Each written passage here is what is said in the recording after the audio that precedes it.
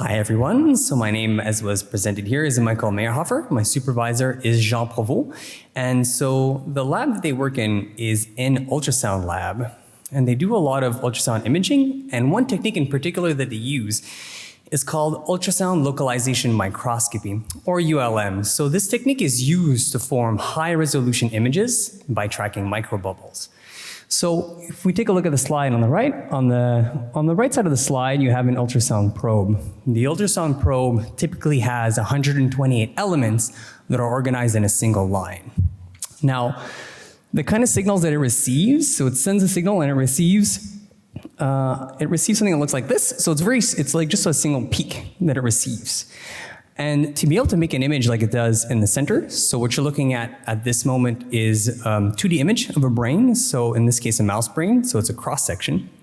A mouse, in this case, like this little guy right here, gets injected with microbubbles, and each of the bubbles act as a resonator. So whenever the sound reaches one of the bubbles, the sound gets propagated back, and the sound reaches the different elements at different times. And it's this delay in time that actually allows you to locate the position of one or even many bubbles over time. So when you stack all those locations, you're capable of making an image of a vascularized organ, because all the bubbles move around in the different blood vessels. The problem with this is that it's computationally expensive because you're constantly recording data.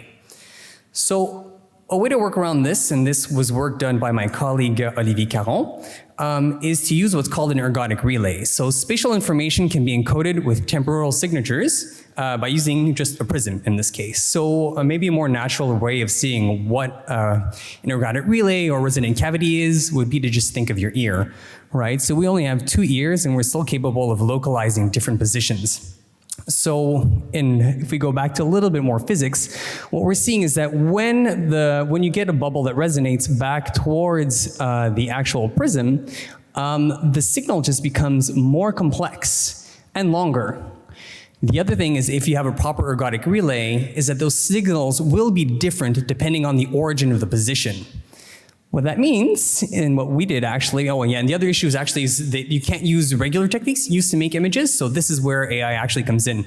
So we collected data for different positions of a single scatterer in an M by M matrix, and then we just recorded those different signals. And those acted as input to the actual neural network. So for the input of the neural network, we had the individual radio frequencies.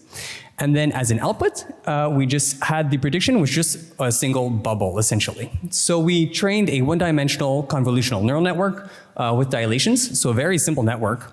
And we were capable of seeing that it actually worked for a single scatterer. So I have a little bit of data to show, start with some of the math up here. So we have accuracy on the top, loss on the bottom. We use dice accuracy because this is important when you're actually working with different matrices.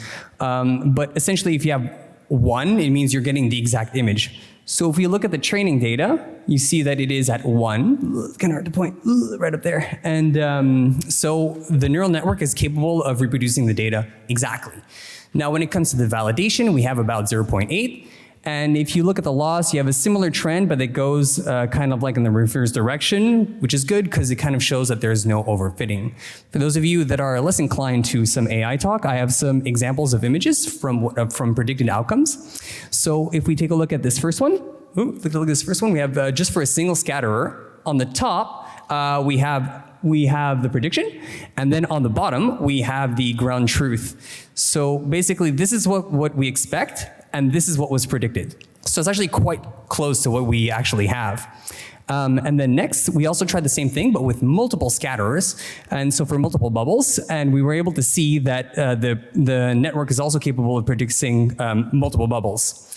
This is important because if you want to make images, you want to be able to see where the bubbles move over time to be able to recreate it. And so finally, if I can just make a summary of what we saw. You can basically use an ergodic relay to reduce the number of elements.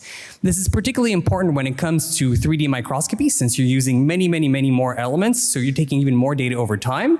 So this sort of technology would be really useful for that sort of situation. And yeah, that's pretty much it. Thank you very much. I'd like to thank all my colleagues as well as the judges. Oh yeah, I have this really short video of 3D ULM too, if you want to see. All right, thank you very much.